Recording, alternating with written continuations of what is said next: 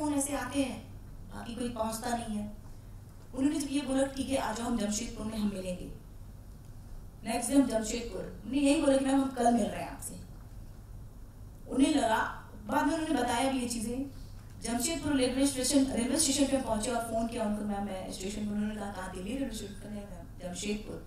Shock रह गई एकदम वो, कहें कि अरे वहाँ मुझे यकीन नहीं हो रहा।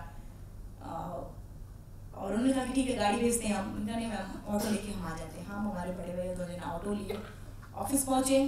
फर्स्ट टाइम जब उन्होंने मेरा आर्टिफिशियल पैर देखा तो हम ठीक से चल तो पा नहीं रहे थे, भैया को हाथ से ऐसे पकड़ पकड़ के चल रहे थे।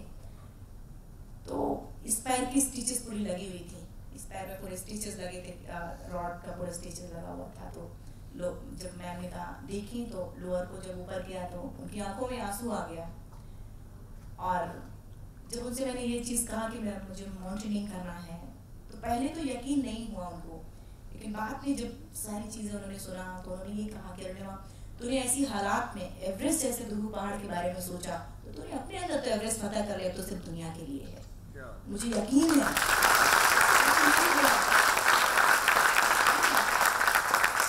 ये भी बोला कि मुझे यकीन है अगर तेरी ये जिद है, तेरी डिटर्मिनेशन अगर है तो तू जरूर एवरेस्ट क्लाइंब करेगी, तुझे कोई नहीं रोक सकता। लेकिन तेरे सोच लेने से कुछ नहीं होगा।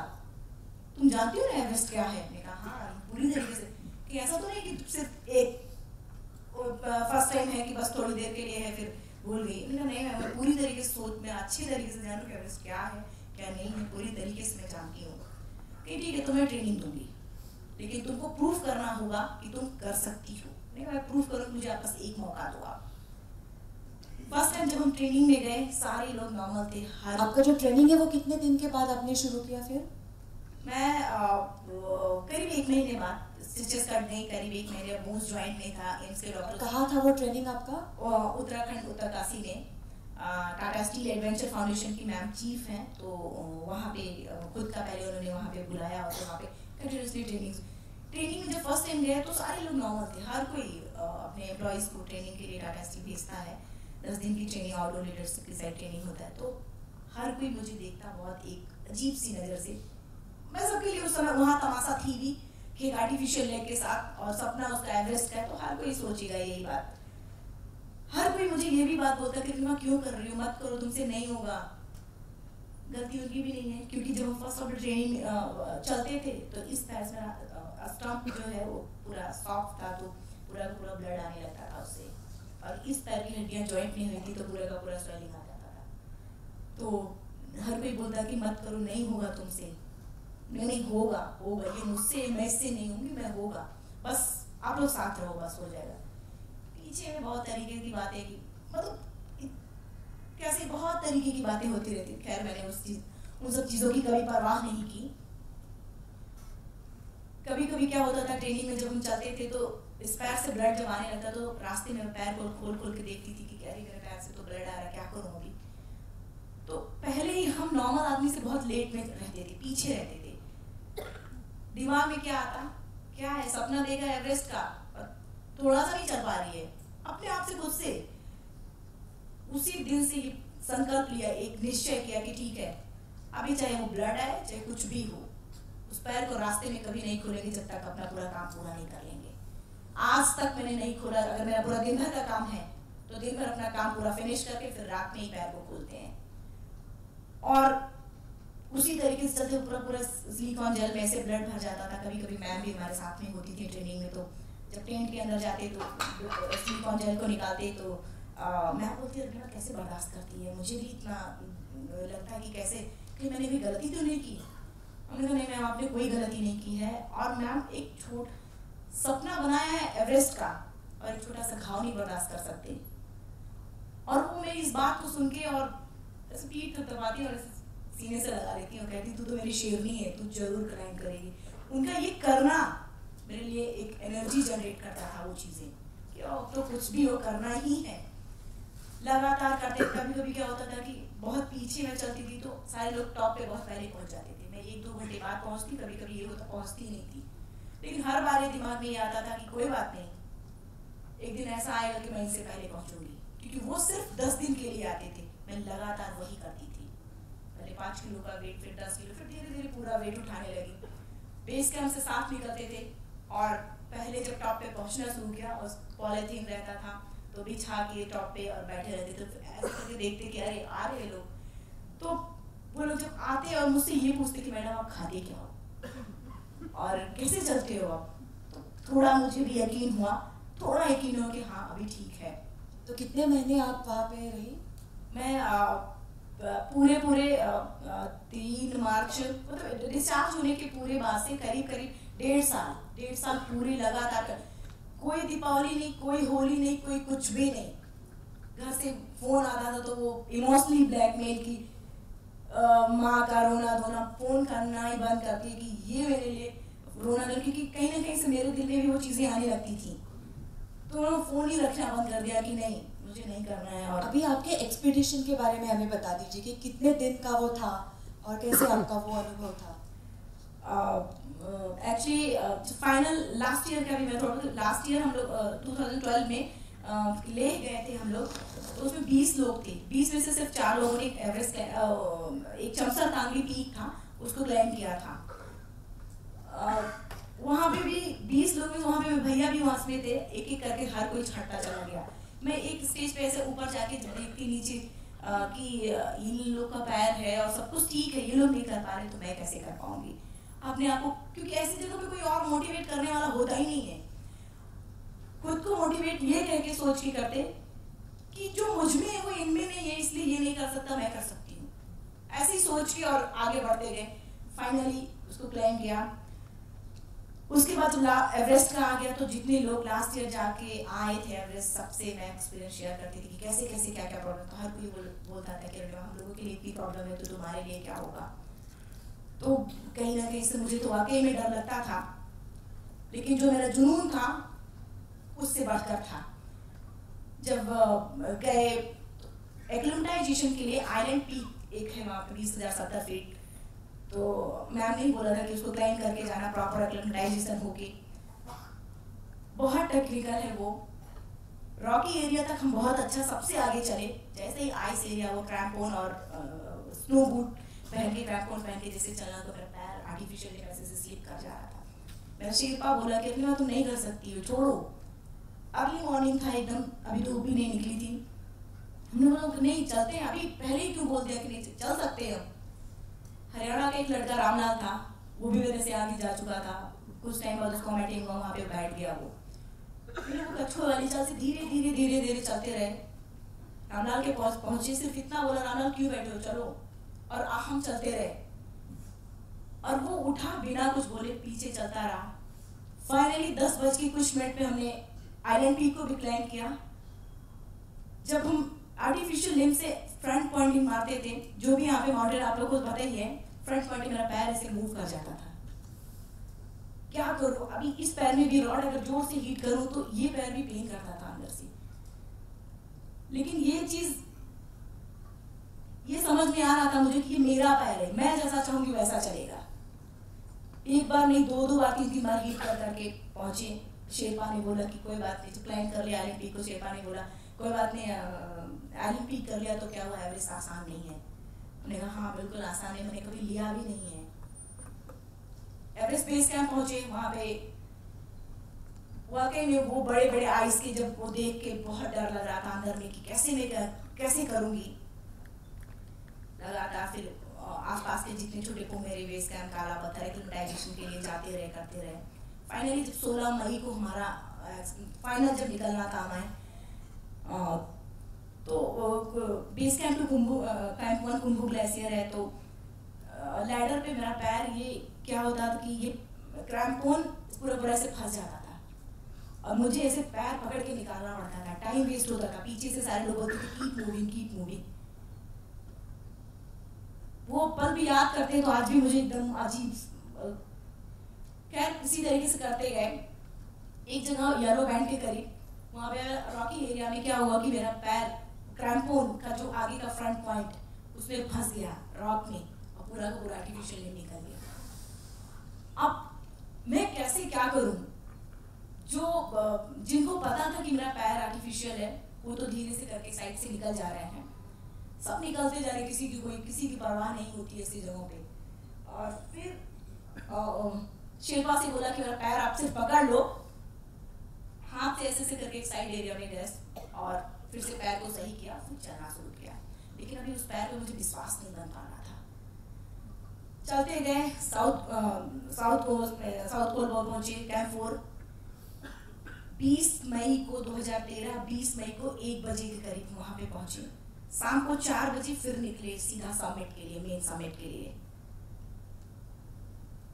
साउथ पोल से सीधा निकलते हैं तो एक ब्लू आइस पूरा है, हार्ड एकदम। शेरपा भी, वो भी थक चुका था, क्या गलती उसकी भी। देखो मेरा शेरपा जो था वो भी, मैंने उससे बोला सिर्फ मेरा हाथ पकड़ लो, मैं चल सकती हूँ। कुछ नहीं, बिना बोले वो कुछ नहीं बोलता, सिर्फ चलता रहता था। आंखों से मेरे आंसू टपकने लगे कि ठीक है, आप अगर यही चाहते हो कि मैं क्लाइंब ना करूं तो ठीक है, मैं वापस जा रही हूँ यहाँ से। ये बोल जरूर रहे थे हम कि वापस जा रहे हैं, लेकिन मेरे कदम आगे बढ़ रहे थे। मैंने वो पकड़ा और फिर चलते गए। जैसे थोड़ा सॉफ्ट आया और चलना शुरू किया, अच्छा पार्ट आ गया तो थोड़ा चलने लगे अच्छे से। और ऊपर गए तो एक बांग्लादेशी थे, वो करीब 4 से 5 मिनट 10 मिनट पहले उनकी डेथ हुआ था। बॉडी एकदम ताजी थी और एंकर में पूरे ऐसे लटके हुए थे। स्नोफॉल तेज हो रहा था और कई डेड बॉडीज, पुरानी डेड बॉडीज थी मेरे सामने, एकदम नया था, मैंने कभी नहीं देखा था वो चीजें। खड़े होके मैंने वहां पे जब देखा कि शिल्पा से भी मैंने बोला कि ये मर चुका है, तो बोला हाँ वो मर चुका है, तुम आगे बढ़ो। तो खड़े होके वहां पे हम सोच रहे हैं कि ये दिमाग में आ रहा था कि मैं जिस चीज के लिए जा रही हूँ उस चीज के लिए ये लोग मर चुके हैं। एक पल देखो, वहां डिसीजन लेना, वो डिसीजन मेकिंग की, क्या करें, वापस जाएं या आगे चले। फिर कुछ देर बाद ज्यादा 10-15 मिनट 5 सेकंड या फिर और, फिर सोचा कि ठीक है, अगर इन सब में से अगर सबने एवरेस्ट क्लाइंब कर लिया है तब तो ठीक है, अगर नहीं क्लाइंब किया है तो सबके लिए मैं एवरेस्ट सबमिट करूंगी और जिंदा वापस जाऊंगी। वाकई ये चीजें जब मैंने बोली वहां पे, बल्कि जब घर आके जैसी चीज बताते तो लोग बोलते कि तू पागल है, कि डेड बॉडी से बात कर रही थी। लेकिन एक एनर्जी मुझे मिल रही थी, एक साहस मुझे वहां मिल रहा था। आगे बढ़ना शुरू किया तो मेरा खुद का ऑक्सीजन, हिलेरियस जब साउथ समिट के करीब मेरा खुद का ऑक्सीजन खत्म होने लगा। मेरे शिल्पा ने खुद बोला कि रणेवा वापस चलो। वॉकी टॉकी से एजेंसी का लीडर, एशियन ट्रैकिंग के दावा स्टीफन, उन्होंने भी बोला कि रणेवा वापस आ जाओ, तेरा वहां तक भी वर्ल्ड रिकॉर्ड है, वापस आ जाओ, अभी नहीं जा सकती कि ऑक्सीजन है। अब कोई इतना मेहनत करने के बाद, सामने हिलेरी स्टेप के बाद एवरेस्ट ही है समिट, कोई ये बोले कि वापस आ जाओ, मेरे ख्याल से कोई भी होता यही बोलता कि कभी नहीं। उस रात मैम मृचंद्रीपाल, क्योंकि हम मान नहीं रहे थे वहां पे, तो मैम मृचंद्रीपाल को फोन किया, मेरे घर वालों को फोन किया, प्रेशर डलवाया जा रहा कि वापस आ जाओ। जो हमारे शिल्पा थे उनसे उन्होंने बोला कि मैं तुम्हारी वजह से अपनी जान नहीं दूंगा, तुम्हें जो करना है करो। उन्होंने कहा ऐसा कुछ नहीं होगा, आप विश्वास रखो, कुछ भी नहीं होगा ऐसा। और लास्ट में मुझे वहां पे भी डिसीजन लेना था, ठीक है अगर आपको नहीं जाना है तो मत जाओ, मेरे पास इतना ऑक्सीजन तो है उसमें कि मैं ये रिकॉर्ड इंडिया के नाम ला पाऊँ, अपने देश का तिरंगा वहां लहरा पाऊँ।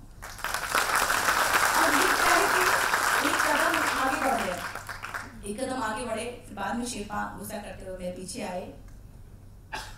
फाइनली समिट पे पहुंचे और सबसे पहले बस इतनी जोर से चिल्लाने का मन कर रहा था कि इतनी जोर से चिल्लाऊं, सारी दुनिया को बता दूं कि आज मैं टॉप ऑफ द वर्ल्ड पे हूं। उन लोगों को बता दूं जो लोग ये सोचते हैं कि एक महिला है वो कुछ नहीं, दूसरी चीज की फिर हैंडीकैप है, तीसरी की वो मिडिल क्लास फैमिली से, लोगों को ब्रेक तोड़ देना चाहते थे वहां से हम चिल्ला के कि जो लोग छोटी सोच रखते हैं कि ऐसा कि वो महिला होने के बाद भी वो कुछ नहीं कर सकते, वो हैंडीकैप हो। मुझे लोगों ने बोला था ये सारी चीजें, तो वो चिल्ला के हम दूर करना चाहते थे वहां से।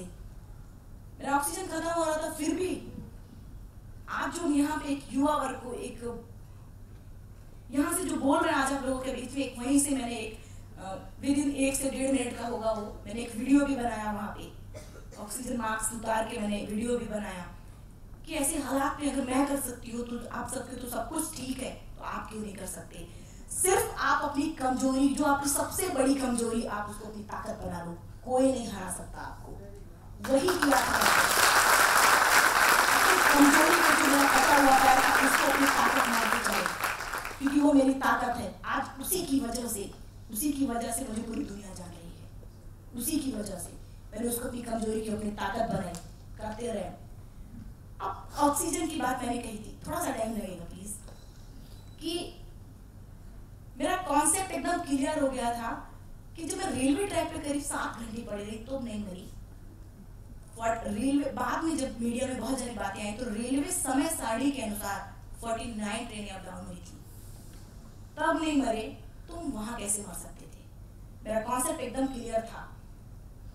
और जैसे हमारे नियम होते वैसे उसके भी नियम हैं, तो वो मुझे कैसे ले जा सकता था? उसी समय एक ब्रिटिश क्लाइंबर थे, कौन था मुझे भी नहीं पता, शायद भगवान बन के आया था कि क्या था। एक्चुअली मुझे स्पॉन्सरशिप बहुत मुश्किल से मिला था, इसलिए मेरे लिए मैं दोबारा चांस नहीं लेना चाहती थी। कुल मिला के ये कहने का मतलब है, उनके लिए स्पॉन्सर का बहुत बड़ा प्रॉब्लम नहीं होता। 10:55 पे मैंने क्लाइम किया था, 11 साढ़े 11 बजे के बाद सुसाइड अटेम्प्ट बोलते हैं। तो वहीं पे थोड़ा नीचे में स्नोफॉल जब स्टार्ट हो गया तो उनके पास 2 ऑक्सीजन था, उन्होंने एक को वहीं फेंका और एक को लिया, वापस जाना शुरू किया नीचे। शेरपा ने देखा और वो दौड़ के गया, उस ऑक्सीजन को उठाया और मुझे ला के दिया। बोला अरुणिमा तुम बहुत लकी हो कि तुम्हें ऑक्सीजन मिल गया। उसने बोला बहुत लकी हो। और मैं, क्योंकि हम आप लोग से एक चीज पूछना चाहिए, कितने ऐसे लोग हैं जो यहाँ अल्लाह और भाग्य को मानते हैं? अच्छी बात है कि कुछ लोग हैं, अगर नहीं मानते तो भी आप किसी को ठेस नहीं पहुंचाना चाहते, क्योंकि मैं ना लक और ना भाग्य, कोई भी चीज ना लक को मानती हूँ ना भाग्य को, क्योंकि मेरा ये मानना कि लक भी उसी का साथ देता है जिसके अंदर जीतने का जज्बा है। अगर जीतने का जज्बा नहीं है आपके अंदर तो बहाने बहुत सारे होते हैं। उसके बाद वहां पे क्या हुआ, शेरपा ने जब वो चीजें दी, मैंने वहां पे कुछ नहीं बोला, जानबूझ के नहीं बोला कि बहुत मुश्किल गुस्सा होगा, वो फिर लगाया, फटाफट डाउन होना शुरू किया। क्या हुआ था कि मेरा पैर पूरा ब्लड से भीग गया था। ऐसे ऐसे करके हील मार मार के नीचे आ रहे हैं, तो पूरा का पूरा स्लीक ऑन जेट जो पहनते हैं, पूरा का पूरा स्लीप होके यहाँ तक आ गया। अब पैर अगर स्टेप ले हम तो मेरा आर्टिफिशियल लिम्ब भी गिर जाएगा, और बिना स्टेप लिए हम चलें कैसे? फिर मेरे सामने स्नोफॉल स्टार्ट, करीब 45 डिग्री, करीब माइनस टेम्परेचर, करीब लगभग रहा होगा। शेरपा बार बार बोल रहा, क्योंकि सारे लोग जा चुके थे, हम हमारा शेरपा बोल रहा कि अरुणिमा चलो चलो, कुछ नहीं हो सकता, चलो तुम। कैसे चलती? मेरा स्टेप लूंगा तो मेरा पैर गिर जाएगा, बिना स्टेप लिए मैं चलूं कैसे? मेरे आंखों से आंसू निकलने लगा वहां पे।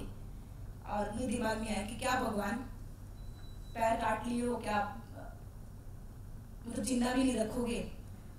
और मेरे हाथों से सबसे पहले ब्लड निकल रहा था, सब हाथ भी, क्योंकि बार बार हम गिर रहे थे तो मेरा हाथ भी बार बार आइस में टच हो रहा था, तो ये पूरा टाइट हो गया था, मुड़ नहीं रहा था रूप को मैं पकड़ पाऊँ। और वही आंसू से आंसू निकलना शुरू हुआ। मेरे सामने 2 चीजें थी, या तो मैं हार मान के बैठ जाती वहां पे कि ओ अब तो मौत आएगी, थोड़ी देर बाद मुझे लेके जाएगी, या तो ये चीज था किसी भी हालत में करो। आंसू को पोंछा और उसी समय हाथ नहीं मुड़ रहा था, दूसरे हाथ से इसको ऐसे पकड़ के मोड़ा, फिर रोप को पकड़ा और एक हाथ से ऐसे पैर को पकड़ा और बोला, ऐसे मुंह से बोल के बोला कि ठीक है मैं तेरी बेटी हूँ, तेरे पास जितनी ताकत है तू लगा, मेरे पास जितनी ताकत है मैं भी लगाऊंगी, लेकिन जिंदा रहूंगी।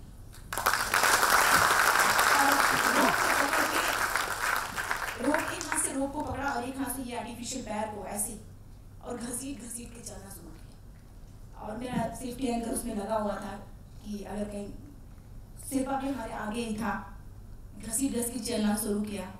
नीचे थोड़ा और आए तो एक रॉकी एरिया है, वहाँ पे पहुँचे, फिर एक होल टाइप का था, थोड़ा सा जल्दी से उसमें घुसे और जल्दी से पैर खोला और ब्लड को सुखाया रुमाल से। तब शेरपा ने उस चीज़ को देखा और तब बोला कि अरुणिमा मुझे आप समझ में आ रहा, कुछ चल क्यों नहीं पा रही है, अभी कुछ भी होगा छोड़ के नहीं जाऊंगा, जब चलूंगा तो साथ में जाऊंगा, मरना होगा तो दोनों मरेंगे, लेकिन साथ छोड़ के नहीं जाऊंगा। क्योंकि क्या होता वहां पे कि शेरपा लास्ट मोमेंट तक आपको बोलेगा कि चलो चलो चलो, लास्ट मोमेंट में जो आप नहीं चलते हैं तो वो लास्ट में छोड़ के चला जाता है। यही होता। शेरपा की भी कोई गलती नहीं होती वहां पे, कोई भी क्यों जान देगा अपनी। उसके बाद फिर मैंने बोला कि नहीं सर ऐसी कोई नौबत नहीं आएगी, हम चल रहे हैं। चलते रहे 20 मई को मैंने 4 बजे शाम को शुरू किया था और 21 मई को 10:55 पे क्लाइम किया। 21 तारीख को रात को 8 बजे करीब 8:30-9 बजे के करीब हम फिर से साउथ पोल पहुंचे थे। यानी कि south pole to summit to south को मुझे 28 घंटे लगे थे। अब 28 घंटे में कितनी देर हम रुक सकते हैं उन दौरान आप सबको पता है। 1 मिनट लगातार कहीं नहीं रुक सकते। अगर रुकना है तो बॉडी मूवमेंट करते रहना है। वो आज ये एक्सपीरियंस मुझे आपने मौका दिया, बहुत बहुत धन्यवाद। ये सब चीजें सिर्फ हमने इसलिए बताया क्योंकि कुछ भी ऐसा असंभव नहीं होता, सब कुछ भाग्य बनाने वाले हम खुद होते हैं। मेरे पास इतने सारे बहाने थे, ऑक्सीजन खत्म हो रहा था, शेरपा बोल रहा था, दावत स्टीफन, एवरीबॉडी, हर कोई बोल रहा था, स्नोफॉल हो रहा था, सब कुछ हो रहा था। अगर मैं ये हार मान लेती कि नहीं यार चलो ठीक है वापस, तो आज मुझे यहाँ बैठने का कभी मौका नहीं मिलता। दूसरी चीज मैं अपने घर में वापस आके अपने घर में मैं जिंदगी भर यही सोचती रहती, काश रुकना तूने थोड़ी सी हिम्मत की होती, तूने एवरेस्ट क्लाइम कर लिया होता। और एवरेस्ट आप हमारे एंकर थे जो उन्होंने बोला कि एवरेस्ट खेल हो गया है। हम आपसे कहते हैं आप एक बार एवरेस्ट जाओ, बेस कैंप तक ट्राई करो आपकी क्या है एवरेस्ट। नहीं, मैं उनको न सिर्फ इतना बल्कि वो जो जिसने भी किया है, हाँ एवरेस्ट आज भी उतना ही है, फर्क इतना इक्विपमेंट्स थोड़े अच्छे आ गए हैं। इक्विपमेंट्स अच्छे हैं इस वजह से, लेकिन वो टेम्परेचर तब भी उतना था और आज भी उतना है। और जिसने भी किया है उसको तो वो समझ सकता है उन चीजों की कि क्या चीजें झेली होंगी। वो जिसने किया है यहाँ पे वो चीजें समझ सकता है उन चीजों की। आपने इतना बड़ा कुछ करके दिखाया है। एक अनाउंसमेंट में यहाँ पे करना चाहूँगी कि अगर आपको कुछ सवाल पूछने हैं तो हमारे वॉलेंटियर्स के पास एक चीट लेकर आप सवाल पूछ सकते हो। तो शीतल मैं फिर आपको थोड़ा सा और पूछना चाहूँगी कि आपको भी हम लोग सुनना चाहते हैं। नॉर्थ पोल हो गया, साउथ पोल हो गया, फिर और जंप्स क्यों, मतलब उनके बारे में कैसे आपने और सोचा, कितने जंप्स किए हैं आज तक आपने? सॉरी, अभी तक मेरे 650 जंप हो चुके हैं। Not 650 and I am only Indian who is having 600 Indian women who is having 630 now it's 40 jumps now totally. North pole हो गया, उसके बाद साउथ पोल प्लान किया। साउथ पोल प्लान करने का मोटो यही था कि जो दुनिया में किसी कोई नहीं कर पाया, नॉर्थ पोल और साउथ पोल दोनों पोल्स पे बिना किसी ट्रेनिंग के जंप वो करके दिखाना था। Plus I wanted to prove that Indian women can do that first, because वो एक डोमिनेंस था, है अभी भी है अपने कंट्री में, specially for the sports women तो बहुत ज़्यादा है। I felt it 10 years back. I'm doing it. I'm in this field from last 10 years. But still I feel that it's there. So अभी मेरा मोटिव ये है कि आफ्टर मैंने नॉर्थ पोल कर लिया, साउथ पोल कर लिया, 650 भी जंप कर लिया, but I want to create 10 more Sheetal Mahajans in India who will represent India in the World Championship. So that is the main thing I'm doing ahead, because I will show you my North Pole का video, South Pole video. I got married also in a hot air balloon. कुछ difference actually इसके बाद अपन देखते हैं north pole के बाद south पोल जो किया एक्सपेडिशन उसका।